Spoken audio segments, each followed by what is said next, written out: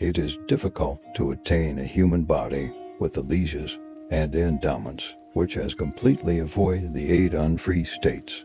It is difficult to accomplish nirvaṇa, in which one feels weary with all samsara's phenomena.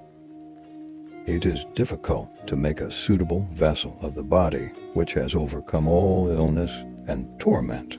One who has both the tantras and pith instructions. It is difficult to find such a compassionate master.